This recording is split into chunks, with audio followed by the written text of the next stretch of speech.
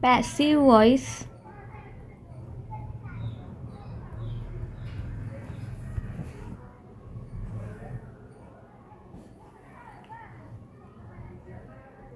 simple present tense.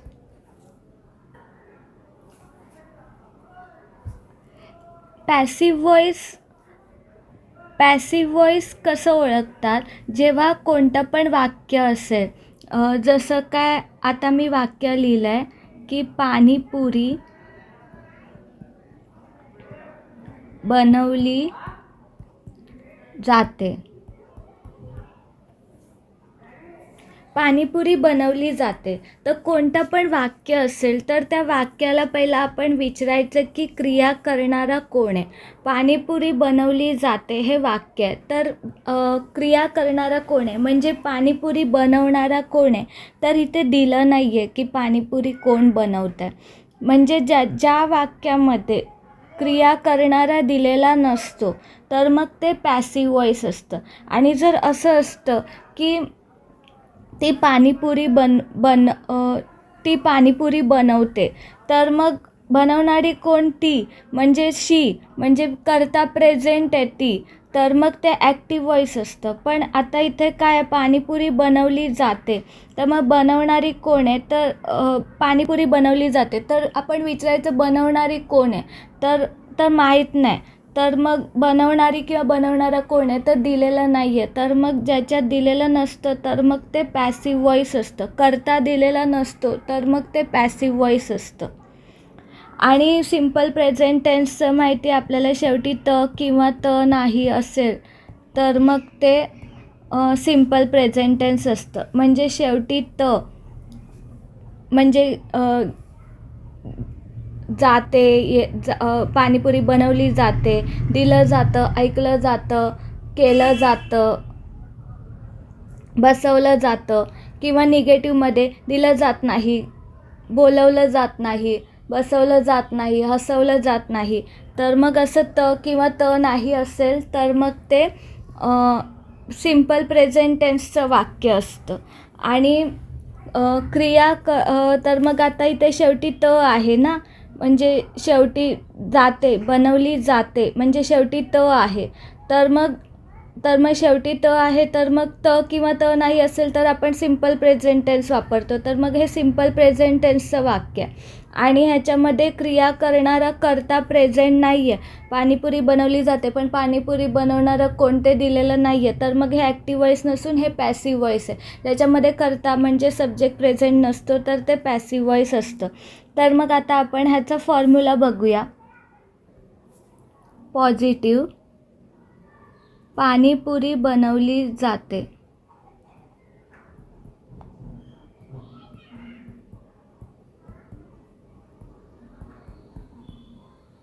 त्याचं formula काय आहे, ऑब्जेक्ट प्लस ॲम, इज किंवा आर प्लस वर्ब थर्ड.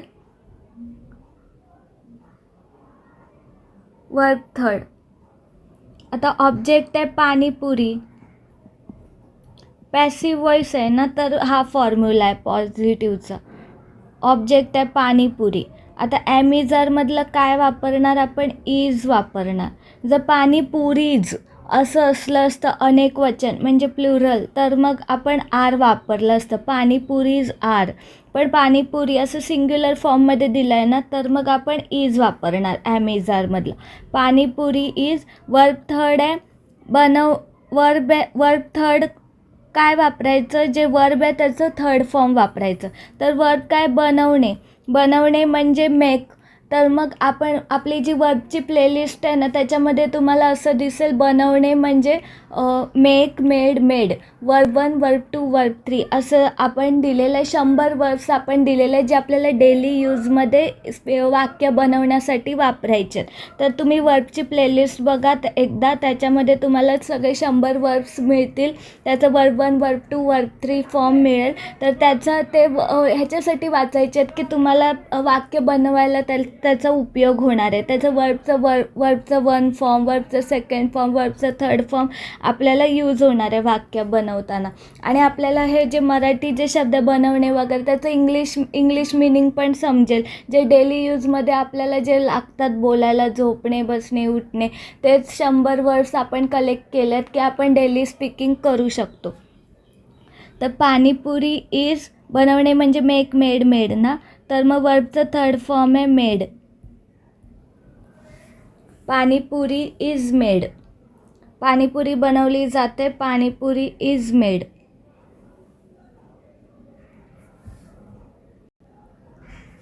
आता ह्याचं आपण निगेटिव्ह करूया.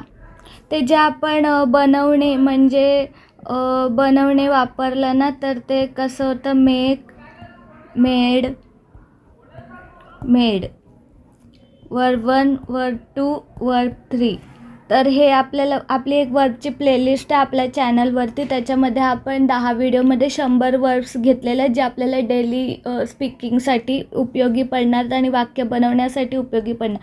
तर तुम्ही त्याच्यामध्ये बघितलं तर तुम्हाला असे 100 वर्ब्स भेटतील. त्याचं तुम्हाला वाक्य बनवण्यासाठी उपयोग होईल. तर त्याच्यामध्ये हे दिलं आहे मेड. तर मग आता आपण वर्बचं 3rd फॉर्म वापरलं मेड. बनवणे, वर्बचं 3rd फॉर्म मेड. तर ते वर्बची प्लेलिस्ट बघा, त्याच्यातूनच आपण वाक्य बनवण्यासाठी वर्ब्स घेतो आहे. आता निगेटिव्ह. पाणीपुरी बनवली जात नाही. निगेटिव्ह कसं करणार आपण त्याच वाक्याचं. पाणीपुरी बनवली जात नाही. तर मग ऑब्जेक्ट प्लस ॲम किंवा इज किंवा आर प्लस नॉट. निगेटिव्ह आहे ना, तर नॉट प्लस वर्ब 3rd. आता ऑब्जेक्ट आहे पाणीपुरी. ॲम इज आर मधलं इज आणि निगेटिव्ह आहे तर मग इजच्या नंतर नॉट आणि verb 3rd made. Panipuri is not made. आता हे आपण असं पण लिहू शकतो. Panipuri isn't made. म्हणजे इज नॉटला आपण कॉन्ट्रॅक्ट केलं, इजंट केलं. इजंट. Panipuri isn't made. आता आपण बघू क्वेश्चन पॉझिटिव्ह. पाणीपुरी बनवली जाते का. पाणीपुरी बनवली जाते का. तर त्याच्यामध्ये आपल्याला माहिती आहे की ॲम इज आर जे आहे ते आपण पहिलं लिहायचं कारण की क्वेश्चन आहे ना म्हणून. मग त्याच्यानंतर ऑब्जेक्ट, मग त्याच्यानंतर वर्ब 3rd आणि क्वेश्चन मार्क. तर पाणीपुरीच्या आधी आपण इज लावलेलं ना पाणीपुरीच्या नंतर, तर मग पहिलं इज घ्यायचं आणि मग ऑब्जेक्ट आहे पाणीपुरी आणि मग वर्ब 3rd आहे मेड, मग question mark. Is panipuri made. झालं क्वेश्चन पॉझिटिव्ह. पाणीपुरी बनवली जाते का. Is panipuri made. आता आपण ह्याचं क्वेश्चन निगेटिव्हमध्ये कन्वर्ट करू. मग आता क्वेश्चन निगेटिव्ह कसं करणार कन्वर्ट. पाणीपुरी बनवली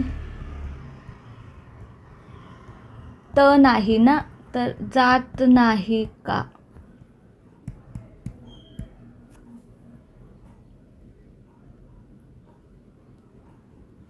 पाणीपुरी बनवली जात नाही का. तर मग आता ह्याचं आहे ॲम इज आर पहिलं येणार, मग नंतर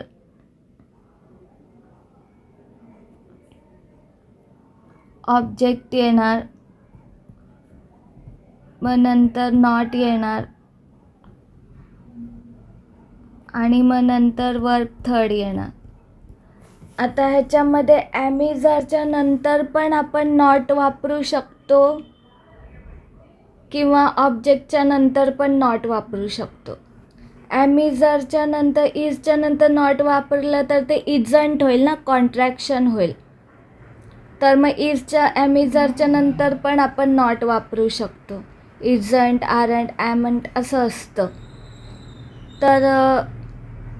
तर मग आपण असं पण ते पण राईट आहे आणि हे पण राईट आहे. तर जसं ज्याला जे सोपं वाटतं तो तसं बोलू शकतो. तर मग पाणीपुरी बनवली जात नाही का? तर मग इज ॲमिजरमधले इज घेऊया. ऑब्जेक्ट आहे पाणीपुरी, ऑब्जेक्टच्या नंतर नॉट ना, इज पाणीपुरी नॉट, आणि मग वर थर्ड आहे made. Is panipuri not made. आता आपण काय बोललो की ॲमिजरच्या आधी ॲमिजरच्या नंतर पण नॉट वापरू शकतो. तर मग आपण इजच्या नंतर नॉट वापरूया. इज नॉट, मग पाणीपुरी.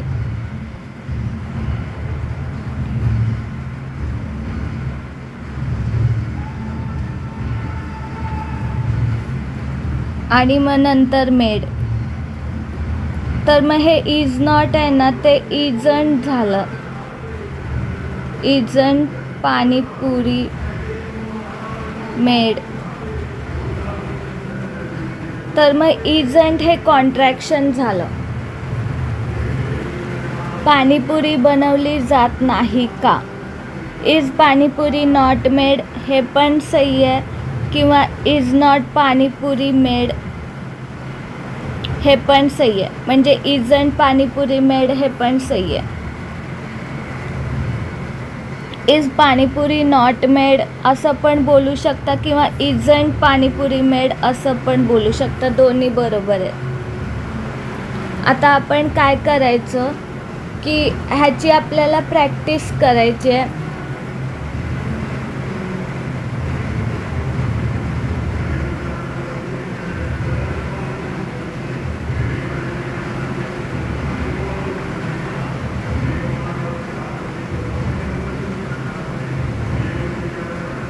हां, तर हे काय ऑब्जेक्ट, याची ट्रिक कसं लक्षात ठेवायचं आपण, ॲमिजरच्या नंतर ऑब्जेक्ट आहे आणि मग नंतर नॉट आहे ना.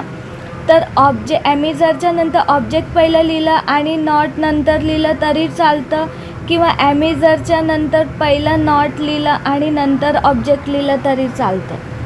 असं लक्षात ठेवा. ॲमिजर तर पहिलंच येणार. ॲमिजर नेहमी स्टार्टिंगलाच लिहिणार ना आपण, कारण की ते क्वेश्चन आहे आणि निगेटिव्ह आहे, त्याच्यामुळे आपण नॉट वापरतो आहे. तर मग ॲमिजरच्या नंतर ऑब्जेक्ट लिहा, नंतर नॉट लिहा तरी चालेल, किंवा ॲमिजरच्या आधी नॉट लिहा आणि नंतर ऑब्जेक्ट लिहा तरी चालेल. इथे 1-2 आकडा टाकला आहे बघा. इथे 1 आकडा टाकला, इकडे 2 आकडा टाकला आहे, इकडे 2 आकडा टाकला, इकडे 1 आकडा टाकला ऑब्जेक्ट आणि नॉटवरती. तर ऑब्जेक्ट पहिलं वापरलं, नॉट नंतर वापरलं तरी चालेल, किंवा नॉट पहिलं वापरलं, ऑब्जेक्ट नंतर वापरलं तरी चालेल. असं लक्षात ठेवा. 1-2 आकडा टाका ऑब्जेक्ट आणि नॉटच्या वरती.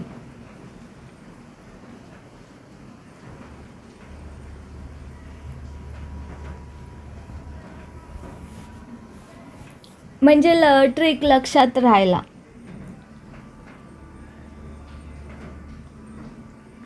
तर आता आपण काय करणार आहोत, असे आपण 5 सेंटेन्स बनवणार आहोत. 5 सेंटेन्स बनवूया आणि मग ते 5 सेंटेन्स बनवून आपण प्रॅक्टिस करूया. तर काय सेंटेन्स बनवू शकतो आपण ह्याच्यावरती, हे सिम्पल प्रेझेंट टेन्स म्हणजे त किंवा त नाही, आणि त्याचा पॅसिव्ह व्हॉइस म्हणजे क्रिया करणारं नाही आहे, सब्जेक्ट प्रेझेंट नाही आहे. असे सेंटेन्स आपण ह्याच्याप्रमाणे काय बनवू शकतो, कोणत्या खाण्याच्या वस्तू वापरा आणि वर्ब वेगळे वेगळे वापरा, किंवा दुसरं कोणते पण ऑब्जेक्ट वापरा. आता आता आपण एक उदाहरण घेऊया. मी तुम्हाला 5 सेंटेन्स बनवून दाखवते, पण तुम्ही 5 सेंटेन्स स्वतःचेच मनाने बनवा आणि तुम्ही वहीमध्ये लिहून घ्या 5 सेंटेन्स. अशा प्रकारे तुम्ही वहीत लिहा. लिहून अभ्यास करा. असं तोंडी करायला कठीण जाईल, तर तुम्ही लिहूनच प्रॅक्टिस करा. स्टार्टिंगला तुम्ही 5 सेंटेन्स लिहून करा, मग नंतर तुम्हाला तोंडी करता येईल प्रॅक्टिस, आणि मग नंतर विचारानेच प्रॅक्टिस करता येईल, आणि मग नंतर विचार न करता प्रॅक्टिस करता येईल. विचार न करता बोलायला लागणार तुम्ही. तर मग आता आपण 5 सेंटेन्स बनवूया. मी तोंडी बनवून दाखवते, पण तुम्ही लिहून प्रॅक्टिस करा. वह्या वाटल्या जातात. Notebooks are distributed. वाटणे म्हणजे डिस्ट्रीब्यूट करणे, तर मग डिस्ट्रीब्युटेड. तर मग वह्या वाटल्या जातात. Notebooks are distributed. मग नंतर त्याचं निगेटिव्ह, वह्या वाटल्या जात नाही. Notebooks are not distributed. मग नंतर वह्या वाटल्या जातात का, मग त्याच्यामध्ये फॉर्म्युला भरा आणि मग लिहा आर नोटबुक्स डिस्ट्रीब्युटेड. मग नंतर वह्या वाटल्या जात नाही का, तर मग आरंट नोटबुक्स डिस्ट्रीब्युटेड किंवा आर नोटबुक्स नॉट डिस्ट्रीब्युटेड.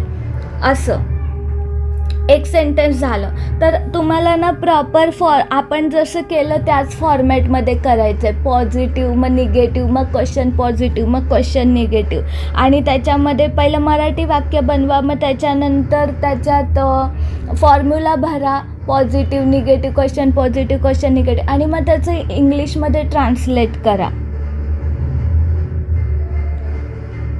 आपण जसं केलं ना त्याच वेमध्ये तुम्ही प्रॅक्टिस करा. तर मग आता आपण दुसरं वाक्य बनवलं ना, आता तिसरं वाक्य बनवूया. पुस्तके आणली जातात. Books are brought. आणणे म्हणजे ब्रिंग ब्रॉड. तर मग वर्ड थर्ड आहे ब्रॉड. पुस्तके आणली जातात. Books are brought. पुस्तके आणली जात नाही. Books are not brought. पुस्तके आणली जातात का, आर बुक्स ब्रॉड. पुस्तके आणली जात नाहीत का, आरंट बुक्स ब्रॉड किंवा आर बुक्स नॉट ब्रॉड. असं. मग अजून एक चौथा सेंटेन्स बनवूया.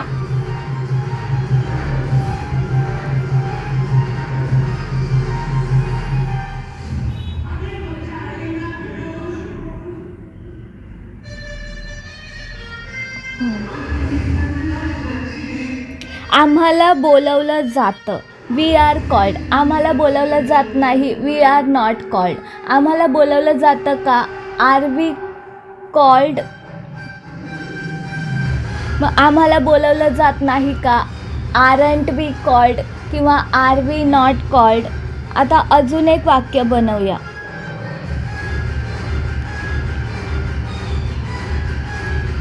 त्यांना सांगतात. They are told. सांगणे म्हणजे टोल्ड. त्यांना सांगतात. They are told. सांगणारं कोण माहीत नाही ना, तर मग ते पॅसिव्ह व्हॉइस आहे. त्यांना सांगत नाही. They are not told. त्यांना सांगतात का, आर दे टोल्ड. त्यांना सांगत नाही का, आरंट दे टोल्ड किंवा आर दे नॉट टोल्ड. असं. अजून एक सेंटेन्स बनवूया.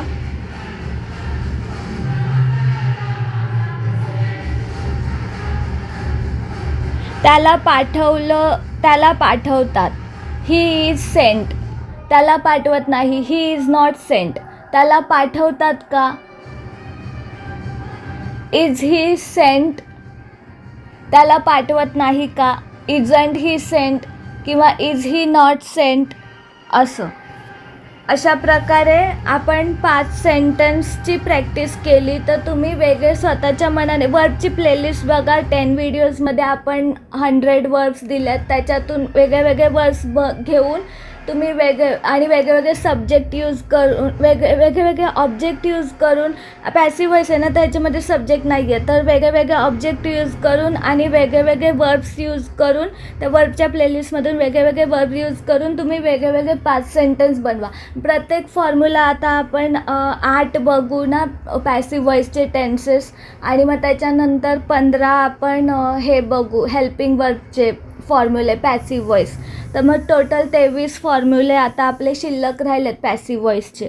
तर ते तुम्ही वेगळे ऑब्जेक्ट घेऊन आपल्या मनाचे, जसं आपण घेतलं पाणीपुरी, वया, नोटबुक, पुस्तकं वगैरे, तसे तुम्ही वेगळे ऑब्जेक्ट घेऊन आणि वेगळे वर्ब्स हे जे आपण बनवणं, बोलावणं, पाठवणं, सांगणं, हे जे वेगळे वर्ब्स घेतले ते वर्बच्या प्लेलिस्टमध्ये तुम्हाला 100 वर्ब्स भेटतील. त्याच्यातून कोणते पण वर्ब घ्या आणि असे सेंटेन्स बनवा. प्रत्येक फॉर्म्युला 23 फॉर्म्युला आता आपण शिकणार आहोत. प्रत्येक फॉर्म्युलावरती तुम्ही 5-5 सेंटेन्स बनवा, तर तुमचं प्रत्येक फॉर्म्युला माइंडमध्ये सेट बसेल.